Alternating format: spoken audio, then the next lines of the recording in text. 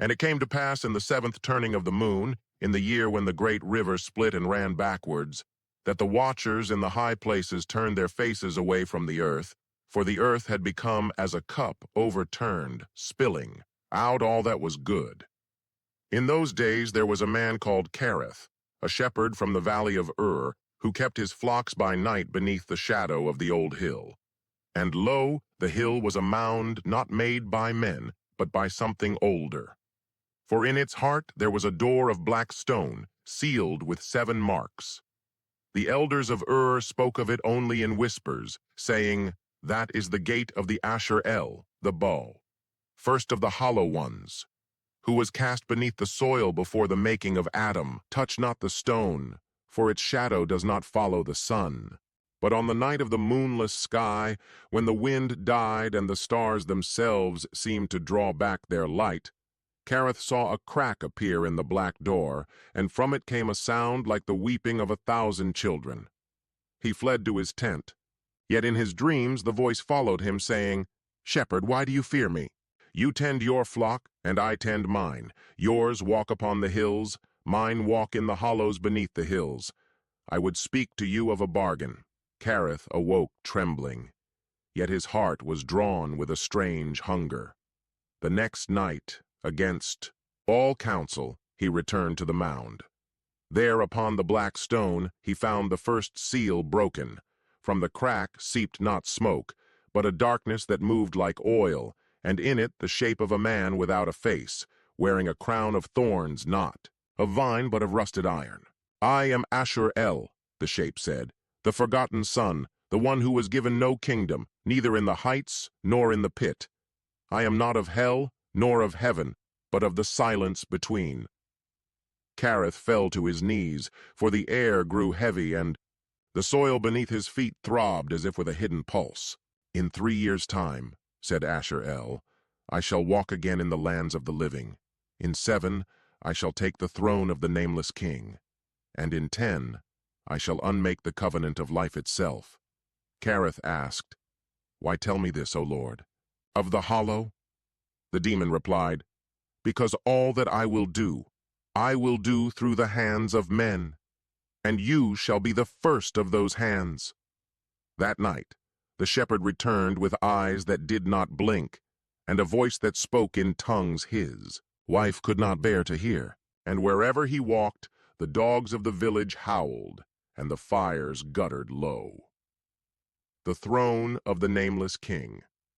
And it came to pass that in the 3rd year the land of was as a field left fallow, for the rains withheld themselves, and the flocks lay dead in the dust. And the people murmured against Kerath, saying, "This is the work of one who has called a curse upon us."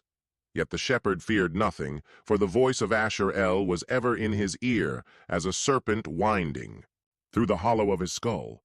And the demon said unto him, "The 2nd seal is broken, and the waters will rise in the north until the cities are as the tombs of fishes. Take the bones of the drowned, and from them fashion the key of silence, for it shall open the 3rd gate." So Kerath went forth into the lands of the flood, walking upon waters that should have swallowed him, and he gathered the bones of strangers. From the ribs of the lost he carved a key, and the blood in his hands turned black and would not wash away. In the 5th year the nations warred without cause, and brother slew brother for a handful of grain. And in the smoke of their burning, Kerath saw the shadow of Asher-El rise to the height of mountains. The demon spoke again. "The 3rd seal is broken. Now the sleepers will wake." That night graves opened in silence, and those buried long before the memory of man rose without breath or heartbeat. Their eyes were as mirrors, reflecting only the darkness behind the world. And they followed Kerath, for he was now their shepherd, and they his flock. The 7th year, in the 7th year, Asher-El stepped forth from the mound of black stone, for 6 seals were broken, and only 1 remained.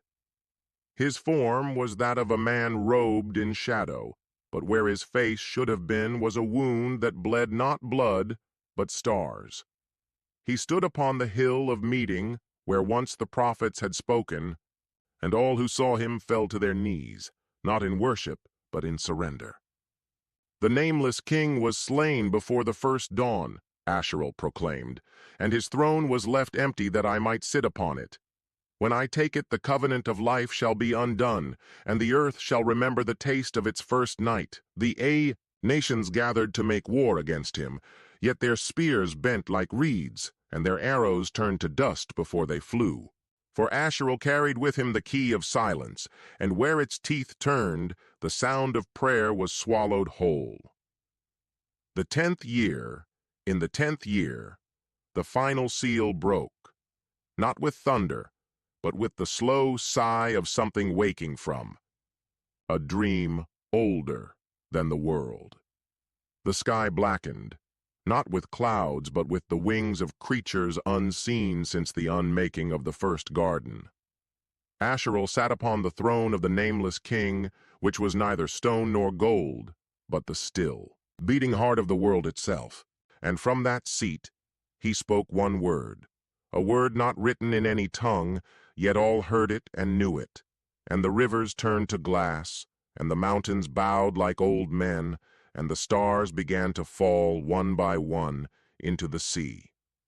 Kerath, who had once been a shepherd, stood beside him, his eyes now empty as the graves he had opened. He asked, "What now, my lord?" Asherel turned, and in the place of his face was only the void, and in the void the memory of a world that had never been. "Now," he said, "we begin, and thus ended the days of covenant, and thus began the reign of the hollow crown."